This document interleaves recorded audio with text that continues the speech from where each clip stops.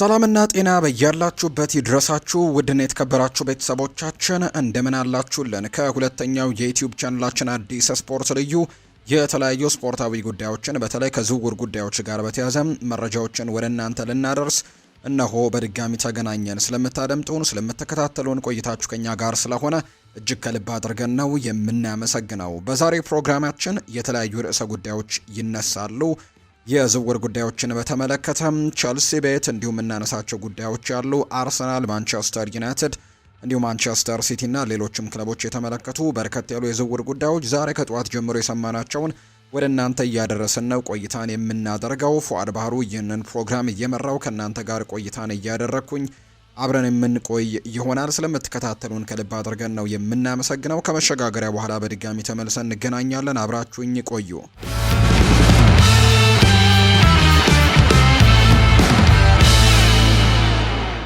የ22 ዓመቱ ኤሊዮት አንደርሰን ክለቡን ከተቀላቀለ በኋላ ለኖቲንግሃም ፎረስት ምርጥ ጊዜያቶችን እያሳለፈ እንደሆነ ጥያቄ የለውም። እናም በአሁኑ ጊዜ በሊግ ውስጥ ካሉ ተስፋ ሰጪ ወጣት ተጫዋቾች መካከልም አንደኛው ነው። ቸልሲ በሱ ላይ ፍላጎት ያለው ብቸኛው ክለብ አይደለም። ቸልሲ እሱን እንደሚፈልገው ቢታወቅም ነገር ግን ከማንቸስተር ሲቲ እና ከማንቸስተር ዩናይትድ ጋር ፉክክር ውስጥ ይገባሉ ተብሎ ግን እንደሚታሰብ ጥያቄ የለውም። በተለይ እንደ ስፔኑ ፌጂያስ ዘገባ ከሆነ ቸልሲ የእንግሊዝ ብሔራዊ ቡድን አማካይን ለማስፈረም ፍላጎት እንዳለው የተገለጸ ሲሆን ማንቸስተር ሲቲ ደግሞ ለሱ 75 ሚሊዮን ፓውንድ ለማውጣትም ጭምር እቅዶችን እያወጡ ነው። ማንቸስተር ዩናይትድም ለኤሊዮት አንደርሰን ፍላጎት ካላቸው ክለቦች መካከል ስማቸው ይጠቀሳል። ተጫዋቹ ለክለቡም ሆነ ለሀገሩ አስደናቂ ብቃትን ነው እያሳየ የሚገኘው። እናም በቅርቡ ባሳየው ወጥ የሆነ ደግሞ አቋም ምክንያት እንደ ጥሩ ደግሞ ተጫዋች ተደርጎ ነው የሚቆጠረው። በዓለም ላይ ያሉ ትልልቅ ክለቦችም የመጫወት ብቃት እንዳለው ምንም ጥርጥር የለውም። እናም ለቸልሲ ጠቃሚ ሀብትም ሊሆን ይችላል ተብሎ ነው የሚታሰበው። ሰማያዎቹ በአሁኑ ጊዜም ለሞይስ ካይሴዶ ጥራት ያለው አማራጭም እየጎደላቸው ነው። እናም ኤሊዮት አንደርሰን ለቡድኑ የበለጠ የመከላከል ሽፋንና አካላዊ ጥንካሬንም ይጨምራል ተብሎ ይታሰባል። ከኤንዞ ፈርናንዴዝ እና ከሞይስ ካይሴዶ ጎን በመሆንም ቸልሲ ከኋላ ያለውን መከላከልም እንዲጠብቅ ይረዳዋል ተብሎ ነው የሚጠበቀው። ቸልሲ ዝውውሩን ማጠናቀቅ ይችል እንደሆነ ማየቱ አስደሳች ያደርገዋል። እሱ እንግዲህ ብዙ ገንዘቦችን ሊያስወጣ ይችላል ተብሎ ነው የሚታሰበው። ተቀናቃኞቹን ቀድሞ ለመፈረምም በፍጥነት መንቀሳቀስ ይኖርባቸዋል። በአሁኑ ጊዜ በፕሪሚየር ሊግ ውስጥ ካሉ ምርጥ ወጣት ተጫዋቾች አንዱ ነው። እናም እሱን ማስፈረም ለወደፊቱ ደግሞ ጠንካራ ኢንቨስትመንትም ይሆናል ተብሎ ነው በርካቶች የሚጠብቁት። ቸልሲ ለወደፊቱ የሚሆን ቡድን ለመገንባት እየፈለገ ነውና ትልልቅ ዋንጫዎችን ለማሸነፍ ይጥራሉ። እንደ ኤሊዮት አንደርሰን ያሉ ጎበዝ ወጣት ተጫዋቾች መፈረም ደግሞ ያስፈልጋቸዋል። ወደ ሀገሪቱ ትልልቅ ክለቦችም ወደ አንዱ ለመዘዋወርም ለተጫዋቹ ትልቅ እድገት ይሆናል ተብሎ ይጠበቃል። ዋና ዋንጫዎችም ላይ ለመታገልና የበለጠ ደግሞ ለማደግም እድሎችን ያገኛል ተብሎ እንደሚጠበቅ ነው መረጃዎች እየወጡ አሁን ላይ የሚገኙት። የቦርንመዝ አጥቂ አንቷን ሴሜኒዮ በቅርብ ሳምንታት ውስጥ ክለቡን ለቆ ይሄዳል ከሚሉ ዘገባዎች ጋር ስሙ ሲያያዝ ቆይቷል። የ25 ዓመቱ ተጫዋች በዚህ የውድድር ዘመን ባሳየው ብቃት የበርካታ ክለቦችን ትኩረትን እየሳበ ነው። በ7 የሊግ ጨዋታዎች 9 የግብ አስተዋጽኦችን አድርጓል። እናም በአሁኑ ጊዜ ደግሞ በሊግ ውስጥ በጣም ጥሩ አቋም ላይ ከሚገኙ ተጫዋቾች መካከል አንደኛው መሆኑ አያጠራጥርም። ሊቨርፑል በ25 ዓመቱ ተጫዋች ላይ ፍላጎት አለው። እናም ከፉትቦል ኢንሳይደር የወጣ ዘገባ እንደሚያመለክተው ተጫዋቹ በውል ውስጥም የውል ማፍረሻ አንቀጽም ያለው ሲሆን ይህም ደግሞ የፕሪሚየር ሊጉ ሻምፒዮኖች ከቦርንመዝ ጋር መደራደርም ሳያስፈልጋቸው በተወሰነ ገንዘብ እንዲፈርሙም ያስችላቸዋል ተብሎ ነው የሚጠበቀው። ፒተር ወርክ ለፉትቦል ኢንሳይደር ሲናገርም እንዲህ ሲል ነው ያስረዳው። በጣም ትልቅ ለውጥ እንግዲህ አያመጣም፣ ነገር ግን ክለቦች ስለዚህ ደግሞ የውል ማፍረሻ አንቀጽ ጠንቅቀው ያውቃሉ። እሱን ለማንቀሳቀስና አንቷን ሴሜኒዮን ለማስፈረም የሚቻላቸውን የተወሰነ መጠን ያለው ገንዘብም መክፈል እንደሚቻል ያውቃሉ እንጂ ከቦርንመዝ ጋር ለመደራደር ግን አይሞክሩም። ሊቨርፑል በሚቀጥሉት ወራት ይፋዊ የዝውውር ጥያቄ ያቀርብ እንደሆነ ማየት አስደሳች ያደርገዋል። ሴሜኒዮ ለነሱ እጅግ በጣም ጥሩ ተጨማሪ ተጫዋችም ይሆናል ተብሎ ነው የሚጠበቀው። እንዲሁ ለሴሜኒዮ ለነሱ እጅግ በጣም ጥሩ ተጨማሪ ነው። ሉዊስ ዲያዝን በአግባቡ መተካትም አልቻሉም። ኳስን የማንቀሳቀስ ችሎታውና በመጨረሻም የሜዳ ክፍል ላይ ደግሞ ያለው ቅልጥፍና ናፍቋቸዋል። አፍሪካዊው ተጫዋች ያንን ክፍተት ሊሞላና ከኮዲ ጋክፖም የተሻለ ሊሆን እንደሚችል በርካቶች ያምናሉ። የፕሪሚየር ሊጉ ሻምፒዮኖችን የመቀላቀል ዕድል ለአንቷን ሴሜኒዮ አስደሳች ሊሆን ይችላል። ከነሱ ጋርም ለዋና ዋንጫዎችም ይታገላል። እናም ከፍተኛ ጥራት ያላቸው ተጫዋቾች ጋርም ይጫወታል። ልሂቅ ክለብን መልቀቅም የበለጠ ደግሞ እንዲሻሻልና እምቅ ችሎታውን እንዲያሳካም ይረዳዋል ተብሎ ነው የሚታሰበው። በርካታ ክለቦች በአጥቂው ላይ ፍላጎት አላቸው። እናም ወደ ሊቨርፑል መሄድ ደግሞ ቀላል አይሆንም። በፍጥነት እርምጃ መውሰድና ስምምነቱን ማጠናቀቅ ይችሉ እንደሆነ ግን ወደፊት የምንመለከተው ጉዳይ ይሆናል ተብሎ ነው የሚጠበቀው።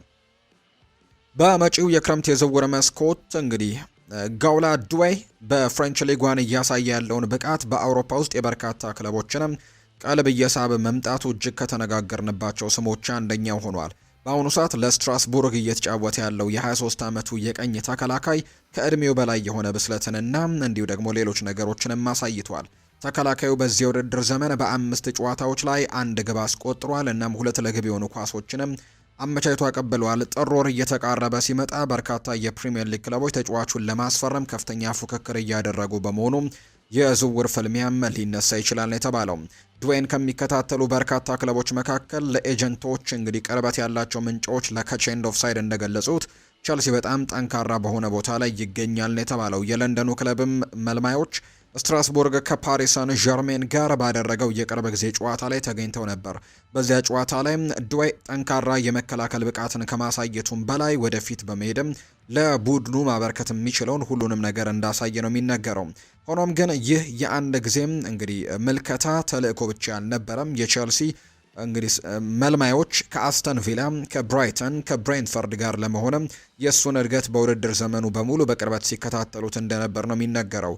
የስትራስቡርጉ ተጫዋች እንግዲህ ጠንካራ የድርድር አቋም ማናቸውም ሊሆን እንደሚችል የስምምነቱ ስብስብም ሊያደርገው ይችላል። እስከ 2029 ድረስም ኮንትራት አለው። ይህ ማለት የፈረንሳዩ ክለብ ለመሸጥ አይቸኩልም እና ከ30 ሚሊዮን ዩሮ በላይ እንደሚሆንም የሚጠበቅ ከፍተኛ የዝውውር ክፍያም ሊጠይቅ ይችላል የተባለው። ፍላጎቱ በእንግሊዝ ብቻ የተገደበ አይደለም። ኤሲ ሚላንም የቀኝ ተከላካይ ተጫዋቹን ለማስፈረምም ፍላጎት እንዳላቸው ይነገራል። ይህ ተጫዋች ደግሞ ፍጹም ተስማሚ ተደርጎም ይቆጠራል። አርቢ ላይፕዚግ ደግሞ በጀርመን ቡንደስሊጋ ሊያድግ የሚችለውን ፕሮጀክትም ይፋ አድርገውለታል። ሪያል ቤቲስ ደግሞ የመከላከል መስመሩን በላሊጋ ለማጠናከር ተስፋ በማድረግም ሁኔታውን እየተከታተሉት ነው። ይህ እንግዲህ ሰፊ ፍላጎት ቢኖርም የቼልሲ የገንዘብ ሀብትና ምኞት ግን ያለው የስፖርት ፕሮጀክትም ቀዳሚ ተወዳዳሪ እንዲሆን ያደርገዋል። ሆኖም ግን ስትራስቡርግ ቁልፍ ከሆነው ተጫዋቹ ጋር በውድድር ዘመኑ አጋማሽ ላይ ለመለየት ያለው አለመፈለግ ድርድሩን ወደ 2026 ክረምት ላይ ሊገፋው ይችላል። በዚያን ጊዜም የተጫዋቹ ዋጋ ይበልጡኑ ሊጨምር የሚችልበት እድል ሰፊ ነው ብለው በርካቶች እያነሱ ይገኛሉ። ሊቨርፑል በማንቸስተር ዩናይትድ 2-1 ከተሸነፈ በኋላ የሊቨርፑል አሰልጣኝ አርኔ ስሎት በውድድሩ ወሳኝ ከሚባሉት ጨዋታዎች በፊት ስለተፈጠረ አዲስ የጉዳት ስጋት እየገለጹ ነው። በአንፊልድ በተደረገው ጨዋታ ላይ የመስመር ተጫዋቹ ሪያ ግራቨንበርች እንግዲህ የተከላካይ አማካዩ ማለት ነው በ61ኛው ደቂቃ ላይ በቁርጭምጭሚት ጉዳት ምክንያት ከሜዳ እንዲወጣ ተደርጓል። አሰልጣኝ አርኔ ስሎት ቁርጭምጭሚቱ ላይ በማለት የገለጹት የጉዳት ለሚቀጥሉት የአውሮፓ ውድድር ጨዋታዎች ማለትም ዛሬ ከአይንትራክ ፍራንክፈርት ጋር በሚያደርጉት ጨዋታዎች ላይ ላይጀምር ይችላል የሚሉ ድሎችን እየተነገረ ነው። ጉዳቱ ሊቨርፑል የዋንጫ ተፎካካሪነቱን ለማስመለስ በሚታገልበትና ጫና በበዛበት ወሳኝ ወቅት ላይ የመጣ ነው። ሪያ ግራቨንበርች ከጨዋታው መውጣቱ በሊቨርፑልና በማንቸስተር ዩናይትድ ጨዋታ ላይ ከታዩት አሳሳቢ ምልክቶች አንደኛው ነበር። ሊቨርፑል በብዙ አጋጣሚዎች ጨዋታውን ተቆጣጥሮ የነበረ ቢሆንም ወደ ግብነት መቀየር ግን አልቻለም። አርኔ ስሎት የሆላንዱን አማካይ ችግር አረጋግጠዋል። ሊቨርፑል ወርልድ ክላስ ባወጣው መሰረትም ከጨዋታው በኋላ በሰጡት ጋዜጣዊ መግለጫ ላይ እንዲህ ነው ያሉት። እንግዲህ ቁርጭምጭሚቱ ላይ ጉዳቶች እንዳሉበት አይተናል። የጉዳት ስጋትም አለበት። ያንን ጠብቀን ማየት ይኖርብናል። ምክንያቱም በ3 ቀናት ውስጥ እንደገና መጫወት ይኖርብናል። ካለፈው ዓለም አቀፍ ረፍት በኋላ እንዲያደረግነው ሁሉ በ7 ቀናት ውስጥ 3 ጨዋታዎችን መጫወት አለብን። እናም ተጫዋቾች ለማገገም ደግሞ ብዙ ጊዜ የላቸውም ነው ያለው። የጉዳቱ ሁኔታ አስፈላጊ ነው። ግራቨንበርች ከዓለም አቀፍ ረፍት የመጣው በጉዳት እየታከመ ነበር። ከግራቨንበርች ጉዳት ባሻገር ከዩናይትድ ጋር የተገኘው ውጤት ደግሞ በሊቨርፑል የመከላከል አደረጃጀትና የማጥቃት ላይም ጥልቅ ስጋቶችን ቢያሳይም የአንድ ቁልፍ አማካይ ጉዳት ግን አርኔ ስሎት በአሁኑ ጊዜ በፍጹም የማይፈልጉት ነገር እንደሆነ ነው የሚነገረው። ግራቨንበርች ለሊቨርፑል ምን ያክል ወሳኝ እንደሆነ ከግምት ውስጥ በማስገባት አርኔ ስሎት የሆላንድ ብሔራዊ ቡድን አማካዩን ጉዳት ከባድ እንዳልሆነ ተስፋ ያደርጋሉ። ሊቨርፑሎች እንግዲህ በሳምንቱ በአውሮፓ ቻምፒየንስ ሊግ ዛሬ ከአይንትራክ ፍራንክፈርት ጋር ይጫወታሉ። አርኔ ስሎት ደግሞ ቡድናቸውን በተከታታይ 5ኛ ሽንፈት እንዳይገጥመው ተስፋ አድርገው ነው ዛሬ ወደ ሜዳም የሚገቡት። የቶትናም ሆትስፐርስ የጥር ተጫዋቾች የዝውውር መስኮት እቅዶችም ቅርጽ መያዝ ጀምረዋል። ዘገባዎች እንደሚያሳዩት የዩቬንቱስ አጥቂ ዶሻን ቭላሆቪች የክረምቱ የተጫዋቾች የዝውውር መስኮት ትልቁ ፈራሚ ሊሆን ይችላል። ፉትቦል ኢንሳይደር በተባለው ድረገጽም መሰረት የ25 ዓመቱ ሰርቢያዊ አጥቂም በቱሪን ያለው ኮንትራት ወደ ማብቂያው እየተቃረበ በመምጣቱ ወደ ሰሜን ለንደን ለመዘዋወር እየተቃረበ መሆኑን መረጃዎች ያሳያሉ። የአሁኑ ውሉ በውድድር ዘመኑ መጨረሻ ላይ እንዲያበቃም የተደረገ በመሆኑ ዩቬንቱስ በክረምቱ በነፃ ከማጣት ይልቅ በጥር ወርም የሚያቀርቡለትን የዝውውር ጥያቄዎችም ሊያጤን ይችላል ተብሏል። ቶትናም ይህንን እድል ለመጠቀምም በመጀመሪያው መስመር ላይ እንደተቀመጠ ነው መረጃዎች የሚያሳዩት። አጥቂው በ2022 ከፊዮረንቲና በ80 ሚሊዮን ዩሮ ገደማ ዩቬንቱስን ከተቀላቀለ በኋላ በቱሪን ያለው ቆይታም የተደበላለቀ ውጤት ነው ያለው። ኮንትራቱ እየተጠናቀቀ በመምጣቱ ዩቬንቱስ በሰርቢያዊ ብሔራዊ ቡድን ተጫዋች ላይ ገንዘቦችን ለማግኘት የተዘጋጀ ይመስላል። ቀጣዩ መዳረሻው ደግሞ ፕሪሚየር ሊግ ሊሆን ይችላል። የቶተንሃም ፍላጎት ወሳኝ በሆነ ወቅት ላይም የመጣ ነው። አሰልጣኝ ቶማስ ፍራንክ በተለይም ዶሚኒክ ሶላንኬና ሮንደል ኮሎ ሞአኒ በውድድር ዘመኑ መጀመሪያ ወራት ለአቋም መናጋትን በተጋለጡበት ጊዜ የአጥቂ መስመሩን ለማጠናከርም ጓግተዋል። ክለቡ የአራቱን ታላላቅ ክለቦች መጨረሻ ለማግኘትና ቻምፒየንስ ሊግ ሩጫውን ለማስቀጠልም በሚያደርገው ጥረት ተጨማሪ ጥልቀትና የማጥቃት አቅምንም ለመጨመር ቆርጦ ተነስቷል። ዶሻን ቭላሆቪች በግቡ ፊት ለፊት ባለው ብቃትም በራስ የሚተማመን ኳሶች ላይ ባለው ብቃትና በአካላዊ ጥንካሬው የሚታወቅ በመሆኑ በአሰልጣኝ ቶማስ ፍራንክ ያጮት ስል ተስማሚ እንደሆነ በርካቶች ያምናሉ። ዶሻን ቭላሆቪች በቅናሽ ዋጋ ሊገኝ መቻሉ የቶተንሃምን ተነሳሽነትም ይጨምራል። ዩቬንቱስ በገንዘብ ችግር ውስጥ በመሆናቸውና አጥቂውን በነፃ ለማጣት በመፍራታቸው በጥር ወር በከፍተኛ ሁኔታ የተቀነሰ ዋጋ ተቀብሎ ሊሸጡት ይችላሉ። ይህ ሁኔታ ከዚህ በፊት ከዶሻን ቭላሆቪች ጋርም ደግሞ ሲያያዝ የነበረው ነገር ግን በዋጋ ምክንያት ሊፈጸም ያልቻለው ስፐርስ አሁን ትልቅ ድልን ሊቀናጅ ይችላል ማለት ነው። ዝውውሩ እውን ከሆነ ዶሻን ቭላሆቪች ቶተንሃም ለዋንጫዎች ለመፋለምና በእንግሊዝ ካሉ ከፍተኛ ክለቦች መካከል ያለውን ቦታ ለማጠናከርም የሚያስፈልገውን ከፍተኛ የማጥቃት አቅምም ሊሰጠው ይችላል የሚሉ በርካታ ሀሳቦችም እየተነሱ ይገኛሉ። ሪያል ማድሪድ በሚቀጥለው የውድድር ዘመን አስቀድሞ እያቀደ ሲሆን የስፔኑ ግዙፍ ክለብም የተከላካይ መስመሩን ለማጠናከር በሚዘጋጅበት በዚህ ሰዓት የሶስት ተከላካይ ተጫዋቾች ስም ዝርዝር ማዘጋጀቱን ዘገባዎች ያመለክታሉ። እንደ ቶክ ስፖርት ዘገባ ከሆነ ሎስ ብላንኮቹ በክሪስታል ፓላስ የሚጫወተውን ማርክ ጎሄን፣ ከባየር ሚኒክ የሚገኘውን ዳዮት ኦፕካሚካኖን እና የሊቨርፑሉን ኢብራሂማ ኮናቴን በቅርበት እየተከታተለ ነው። እነዚህ ሶስቱ በአውሮፓ ውስጥ በጣም የተከበሩ የመሃል ተከላካዮች እንደሆኑ የሚታወቅ ጉዳይ ነው። የሶስቱ ተጫዋቾች ኮንትራት በ2026 ሊያልቅ የታቀደ በመሆኑ ማድሪድ ባለፈው ክረምት ትሬንት አሌክዛንደር አርኖልድን ያለ ዝውውር ክፍያ ማስፈረም እንደቻለበት ስልትም ከነዚህ አንዱን በነፃ ዝውውር ለማስፈረም እድሉ ይኖረዋል ተብሏል። በፕሪሚየር ሊግ ውስጥ ራሱን በጣም ወጥ ከሆኑ ተከላካዮች መካከል አንዱ አድርጎ ያቋቋመውና ለእንግሊዝ ብሔራዊ ቡድን በቋሚነት የሚጫወተው ማርክ ጎሂ በማድሪድ ዝርዝር ውስጥም ግንባር ቀደም እንደሆነ ይታመናል። የ25 ዓመቱ ተጫዋች ለክሪስታል ፓላስ ጎልቶ የሚታይ ብቃትን በማሳየት ላይ ሲሆን የሚያሳየው ወጥነትም በጣም ጥሩ ነው። እንግሊዛዊው ተከላካይ በክረምቱ የዝውውር መስኮት ላይ ሊቨርፑልን ሊቀላቀል ጥቂት ቀርቶት ነበር። ነገር ግን የመጨረሻ ደቂቃ ድርድር መቋረጥ በመኖሩ ይህንን የውድድር ዘመን በክሪስታል ፓላስ እንዲያሳልፍም ሆኗል። ሆኖም ግን ሊቨርፑሎች በሚቀጥለው ዓመት እሱን ለማስፈረም ያላቸው ፍላጎትን አልቀነሱም። ብቃቱ በሌሎችም ዘንድ ሳይታወቅ አላለፈም። ባየር ሚኒክም ለተከላካዩ በጥር ወር የዝውውር ጥያቄ ለማቅረብም እያሰበ እንደሆነ ተዘግቧል። ከማርክ ጉሂ ጎን ለጎን ለዳዮት ኦፕካሚካኖና ለኢብራሂማ ኮናቴ በማድሪድ ፍላጎት ውስጥም ይገኛሉ። ሪያል ማድሪድ በእነዚህ ሶስት ተጫዋቾች ላይ ፍላጎት እንዲያድርበትም ካደረጉት ዋና ምክንያቶች አንደኛው የኮንትራታቸው ጊዜ አቀራረብ ነው። ሶስቱም በ2026 ነፃ ተጫዋቾች የመሆንም የተዘጋጁ በመሆናቸው ሎስ ብላንኮቹ እንደ አውሮፓውያኑ አቆጣጠር በጥር 2026 ቀደም ብሎ የቅድመ ውል ስምምነት መደራደርም ይችላሉ። ማድሪድ በዚህ ክረምት አሌክዛንደር አርኖልድን በነፃ ለማስፈረም ያገኘውን ስኬት በዚህ ሞዴል ላይ ያላቸውን እምነትም አጠናክሮላቸዋል። የሶስቱ ተከላካዮች ከ2026 በኋላ ያለው የወደፊት ሁኔታ እርግጥ ባልሆነበት ሁኔታ ሎስ ብላንኮቹ በትክክለኛ ጊዜም በመጠበቅም እርምጃ ለመውሰድ ራሱን እያዘጋጀ ነው። ማርክ ጎሄን ለማስፈረም የሚያደርጉት ጥረትም በዝውውር ገበያው ላይ ከሊቨርፑል ጋር እንዲፋለሙ ሊያደርጋቸው ይችላል ተብሎ ነው የሚጠበቀው። የርገን ክሎፕ በ2023-24 የውድድር ዘመን መጨረሻ ከሊቨርፑል መልቀቃቸው በአንፊልድ አንድ የማይረሳ ዘመን ፍጻሜ ነበር። አሰልጣኙ የቆዩበትን ጊዜ ሁሉ ደመቅ ያሉ ባህሪ ያላቸው ጀርመናዊ አሰልጣኝ ሊቨርፑል የፕሪሚየር ሊጉን ዋንጫ በቻምፒየንስ ሊግ፣ በኤፍኤ ካፕ፣ በሁለት የሊግ ካፕ እና በፊፋ የዓለም ክለቦች ዋንጫ በማሸብረቅም የአውሮፓ ውስጥም በጣም ውጤታማና ስኬታማ ከሆኑ ቡድኖች መካከል አንደኛው አድርገውታል። ስልጣናቸውን እንግዲህ ከለቀቁ በኋላ የርገን ክሎፕ ለሬድቡል የዓለም አቀፍ እግር ኳስ ኃላፊ በመሆንም አዲስ ፈተናን ወስደዋል። ይህም በዓለም ዙሪያ በሚገኙ የኩባንያው የእግር ኳስ እንቅስቃሴዎችም በበላይነት መቆጣጠርን ይጨምራል። ሆኖም ግን በቅርቡ በሰጡት ቃለ ምልልስ የ58 ዓመቱ አሰልጣኝ ወደ ሊቨርፑል አሰልጣኝነት መመለስ ሙሉ በሙሉ እንግዲህ ሊደረግ እንደማይችል ፍንጭ በሰጡበት አሁንም የሱ መመለስም ህልም ለሆኑት ደጋፊዎችም ደስታን ፈጥሯል። የርገን ክሎፕ ባለፈው ዓመት ስኬታማ ጊዜን በኋላ ሊቨርፑልን ለቀው እንደነበር ይታወሳል። የርገን ክሎፕ በጥር 2024 የሊቨርፑልን መልቀቃቸውን ሲያስታውቁ የዓለም እግር ኳስን ያስደነገጠ ውሳኔ ነበር።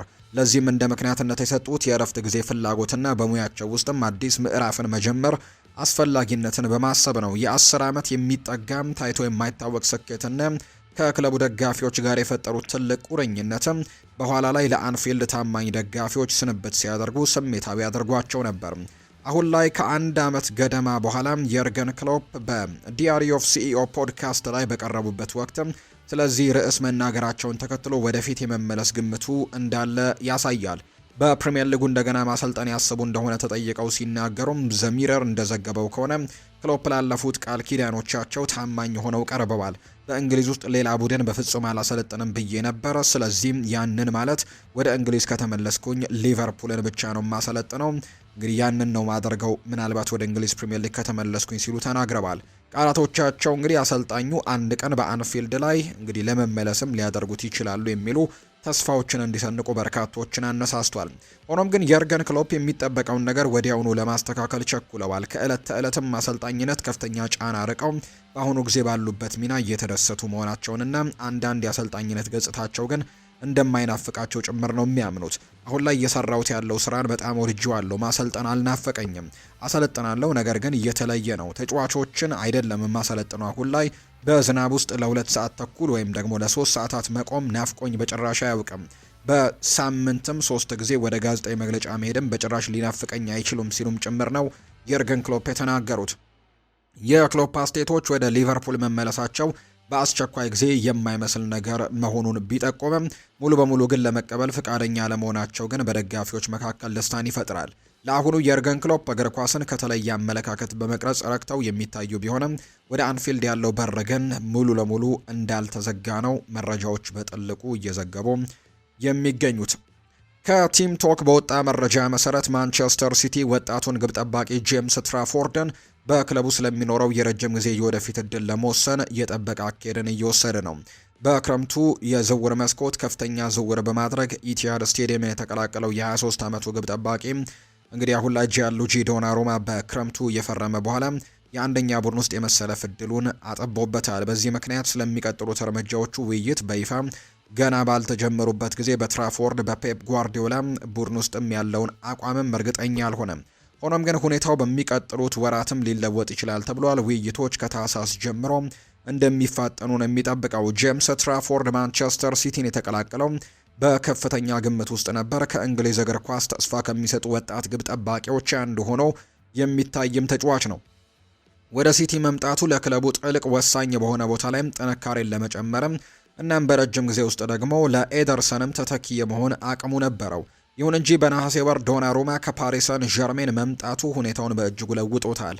ጣሊያናዊው ብሔራዊ ቡድን ተጫዋችም ወዲያውኑ የጋርዲዮላ የመጀመሪያ ምርጫ በመሆን ትራፎርድ ወደ ተጠባባቂነትም ዝቅ አድርጎታል። ዶናሩማ ከመጣ በኋላ ትራፎርድ እስካሁን በፕሪሚየር ሊጉ ጨዋታ ለሲቲ አልተሰለፈም። የጨዋታ ጊዜም በካፕ ውድድሮች ላይ በስልጠና ላይ ብቻም የተገደበ ሆኗል። ይህ ሁኔታ የእድገቱንና በክለቡ ያለውን የወደፊት እድል ላይም ጥያቄዎችን አስነስቷል።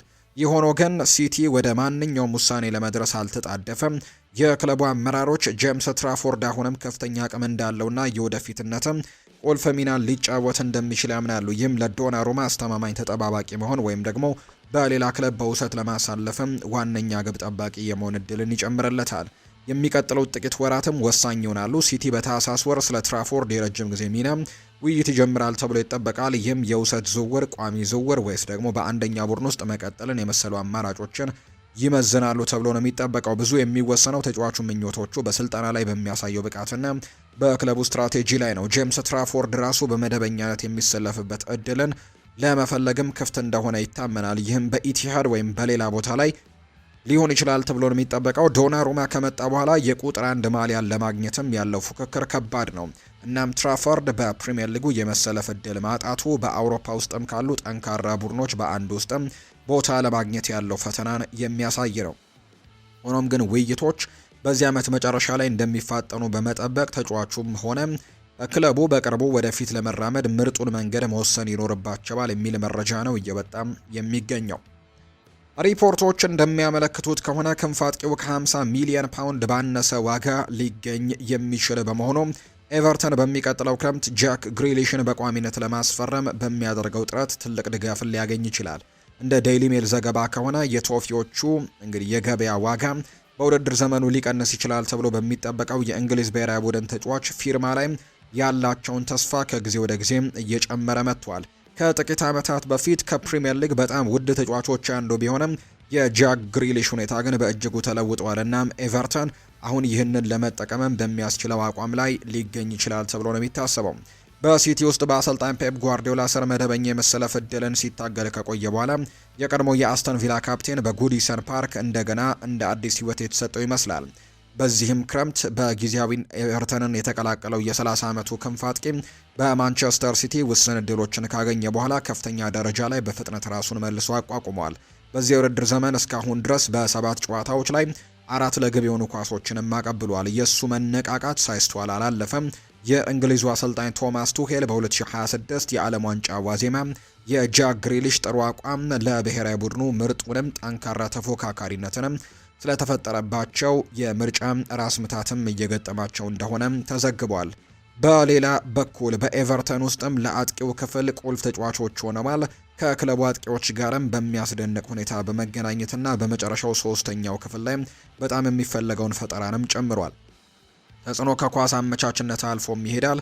ጃክ ግሪሊሽ ጥፋቶችን የመሳብ ተከላካዮችን የማራራቅና እንዲሁ የጨዋታ ፍጥነትን የመወሰን ችሎታው በዳቪድ ሞይስ ስር ለሚጫወተው ኤቨርተንም አዲስ ገጽታን ሰጥቶታል። ጃክ ግሪሊሽ በሚቀጥለው ክረምት በቅናሽ ዋጋ ኤቨርተንን ሊቀላቀል ይችላል። የስምምነቱ የፋይናንስ ክፍልም ለኤቨርተን ሊጠቅም ይችላል። ጃክ ግሪሊሽ አሁን ላይ 30 ዓመት በመሆኑ የዝውውር ዋጋው በውድድር ዘመኑ ውስጥም እየቀነሰ እንደሚሄድ የሚጠበቅ ነው። ይህም የክረምት የዝውውር መስኮት ሲከፈት ከ50 ሚሊዮን ፓውንድ በታች እንዲወርድም ያደርገዋል ተብሎ ነው የታሰበው። ይህም የተቀነሰ ዋጋው እንግዲህ ለኤቨርተን ቋሚ ዝውውርን በጣም ሊያሳካለት ይችላል ተብሏል። የእንግሊዝ ብሔራዊ ቡድን ተጫዋች በጉዲሰን ፓርክ ምርጥ ብቃቱን መልሶ በማግኘትም ለቡድኑ የማጥቃት ስልትም ወሳኝ አካል በመሆን በከፍተኛ ደረጃ ብዙ ሊያበረክት እንደሚችል አረጋግጧል። በኤቨርተን የጀመረው የሙያ ጉዞም እንዴት እንደሆነ ከግምት ውስጥ በማስገባት በሚቀጥሉት ዓመታትም ወደ ቶፊዎቹ የሚያደርገው ዝውውር ቋሚ ለማድረግም እድሉን እንደሚጠቀምበት ነው በርካቶች አሁን ላይ ያመኑ የሚገኙት። ኒውካስል ባለፈው ክረምት ጥሩ የዝውውር መስኮት ነበረው። ከአሌክዛንደር ኢሳክ ውጪ ምርጥ ተጫዋቾችን አስቀርቷል። ከነዚህ አንደኛው በቅርብ ወራት ከማንቸስተር ሲቲ ፍላጎት ያለፈበት ቲኖ ሊቨርመንቶ ነበር። ሊቨርመንቶ ባለፈው ዓመት ለኒውካስል ጎልቶ የሚታይ ብቃትን አሳይቷል። እናም የሱ ደግሞ አቋም በርካታ የእንግሊዝ ፕሪምየር ሊግ ጥሪዎችንም እንዲያገኝ አድርጎታል። በአሁኑ ጊዜ በጉልበት ጉዳት ምክንያት ከሜዳ ውጭ ቢሆንም ከተመለሰ በኋላ ለኤዲሃው ቁልፍ ሆኖ ይቀጥላል። እናም ለብዙ ዓመታትም እንደዚያ መሆን አለበት ተብሎ ነው የሚታሰበው። ሚኪ ብራውን ለፉትቦል ኢንሳይደር በሰጡት ቃለ ምልልስም ሊቨርመንቶ በኒውካስል ደስተኛ መሆኑንና በሚቀጥሉት ወራትም አዲስ ውል ለመፈረምም ዝግጁ እንደሚሆን በርካቶች ያምናሉ። ሊቨርመንቶ የሚያገኘውን ሁሉንም አድናቆት አግኝቷል። ምንም እንኳን የገጠሙት ጉዳቶች ቢኖሩም የኒውካስል ቡድንን አካልም እንግዲህ ለመሆን ጠንክሮ ሰርቷል። በሚፈልግበት ቦታ ሁሉ ይጫወታል። እናም ሁልጊዜም በጣም ጥሩ ስራን ሰርቷል። ለእንግሊዝ ተመሳሳይ ነገርም አድርጓል። ዝናውም በከፍተኛ ሁኔታ አሻሽሏል። የእድገት አብዛኛው የተገኘው ኒውካስልን ከተቀላቀለ በኋላ ነው። እዚያ እንግዲህ በአሰልጣኙ ላይ ግልጽ እምነትና ጥሩ ግንኙነትም አለ። በእርግጥም አንድ ተጫዋች በዚያ ደረጃ ላይ ወጥ በሆነ መልኩ ሲጫወት እሱን ለማምጣትም ከሚፈልጉ ሌሎች ክለቦች ፍላጎትን ማግኘቱ አይቀርም። ነገር ግን እንደተሰማው ከሆነ ሊቨርማንቶ በኒውካስል ዩናይትድ ደስተኛ ነው። እናም ደግሞ ለሱ አዲስ ውልም በጠረጴዛው ላይ ቢቀርብለት ለመቆየትም እንደሚፈልግ ይጠበቃል። እሱን ለማስፈረም ከቻሉ ለሁሉም ወገኖች የተሻለ ውጤት የሚሆነው ይህ ነው። ኒውካስል ድንቅ ተጫዋችን ለማስቀጠል ባሻገር እሱ ደግሞ እዚያው ያገኘውን እድገት በመገንባትም በከፍተኛ ደረጃ መደበኛ ጨዋታዎችን መጫወት እንደሚፈልግ ነው የተናገረው። ሊቨርማንቶ በአሁኑ ጊዜ ከኒውካስል ዩናይትድ ጋር ያለው ውልም እስከ 2028 ድረስ ነው። ስለዚህም በቅርቡ ስለ ወደፊቱ እርግጠኛ አለመሆን ወዳለበት ቦታ ላይ ይገባል ተብሎ አይታሰብም። አዲሱ የስፖርቲንግ ዳይሬክተር ሮስ ዊልሰን በሚቀጥሉት ወራትም ለአጥቂው ተከላካዩ አዲስ ውልን በማቅረብ ይህንን አስቀድሞ ለመከላከልም እንደሚሞክር ምንም ጥርጥር የለውም የሚሉ መረጃዎች ናቸው የወጡት። ሊድስ ዩናይትድ የፕሪሚየር ሊግ መመለሱን ተከትሎ የሚያበረታታ ጅማሩን አድርጓል። ነገር ግን በበርንሌይ 2-0 መሸነፉ በጣም አሳዝኖታል። የዳንኤል ፈርከ ቡድን በሌስሊ አክቹኮና በሉም ቻዋ እንዲሁ በተቆጠሩበት ግቦች የተሸነፈ ሲሆን ይህ ውጤት ደግሞ ሁለቱ ቡድኖች በሊጉ የደረጃ ሰንጠረዥ ውስጥ በአንድ ነጥብ ብቻ እንዲለያዩ አድርጓቸዋል። ሊድስ አብዛኛውን ጊዜ ጨዋታውን ተቆጣጥሮ ስለነበረ በተርፍ ሙር በመሸነፉ መበሳጨቱ አይቀሬ ነው። በሁለቱም አጋማሽ ወደ ጨዋታው ለመመለስም ተስፋ አድርጎ ነበር። ነገር ግን የሁለተኛው ግብ ግን በርንሌይ ድሉን ለማጠናቀቅም ምቹ ሁኔታን ፈጥሮለታል። ይህም በፕሪሚየር ሊግ የውድድር ዘመን የመጀመሪያ ድላቸው ነው። የሊድስ ግብ ጠባቂ ካርል ዳርሎ ደግሞ ከበርንሌይ ጥሩ ጊዜን አላሳለፈም። የሚገርመው ነገር ሁለተኛው ጎል አሁን ላይ ለቢቢሲ ስፖርት በሊድስ ዩናይትድ መረጃ ላይ እንደተገለጸው ከሆነም ለግብ ሙከራው ለመምታት የወሰነው የሊድሱ ግብ ጠባቂ ካርል ዳርሎ ለመመታት ወይም ደግሞ ለመመለስ ዝግጁ አለመሆኑን በመመልከቱ ብቻ ነው። ኳሱን ሲነካው ዞርኩኝ፣ ግብ ጠባቂውን ተመለከትኩት፣ እናም ዝግጁ አልነበረም። ለመምታት እንግዲህ እንዳለብኝ አይቼ መታውትና የሚያምር ግብ ሆነ፣ ስለዚህም ደስተኛ ሁኛለሁ ሲል ነው ሁለተኛውን ጎል ያስቆጠረው ተጫዋች የተናገረው። የግብ ጠባቂ ቦታ አያያዝና ዝግጁ አለመሆንም ለዚህ ጎል መቆጠር ትልቁ መንስኤ እንደሆነ ጭምር ነው ይህ ተጫዋች እየተናገረ የሚገኘውና ይህንን ኳስም ለማቆም ግብ ጠባቂው አልቻለም። ስለዚህ ሌሎች ግብ ጠባቂዎችን ለማምጣትም ሙከራዎችን ያደርጋል ተብሎ እንደሚጠበቅ ነው ዘገባዎች እየወጡ የሚገኙት።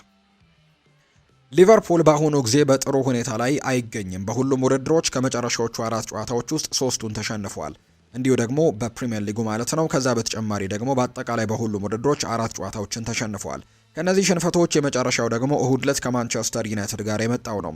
የአርኔ ስሎት ቡድን ተዋህዶ ለመጫወት እየተቸገረ ሲሆን በተለይም በክረምቱ በብዙ ገንዘብ የፈረሙት ተጫዋቾች የሚጠበቅባቸውን ነገር እያሳዩ አይደለም።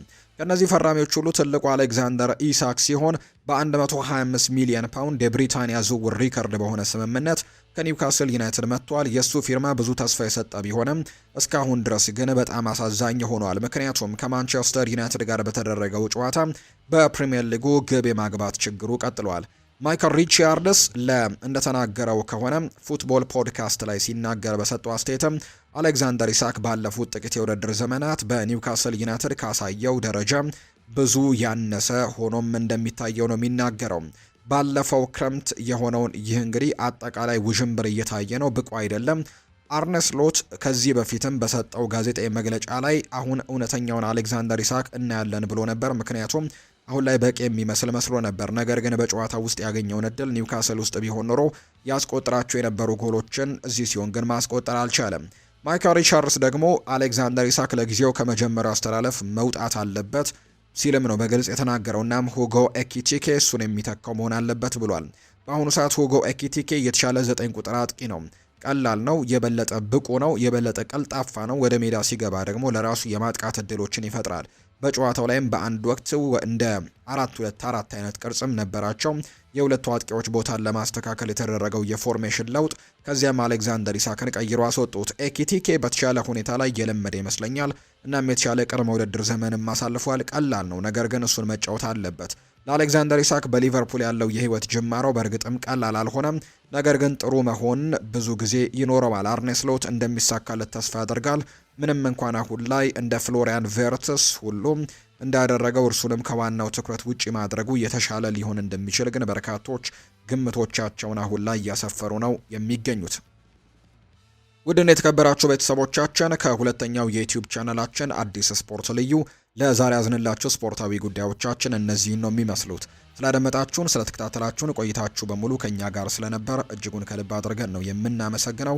ፉአድ ባህሩ የዛሬውን ፕሮግራም ከሁለተኛው ቻናል እየመራው ከእናንተ ጋር ቆይታን አደረኩኝ። በቀጣይ ፕሮግራሞቻችን ሌሎች የዝውውር ጉዳዮችን ይዘን በድጋሚ የምንገናኝ ነው የሚሆነው። ስለተከታተላችሁኝ ግን እጅግ ከልብ አድርጌ ያመሰግናለሁ። መልካም ጊዜ እንዲሆንላችሁ ነው በአክብሮት የምመኘው።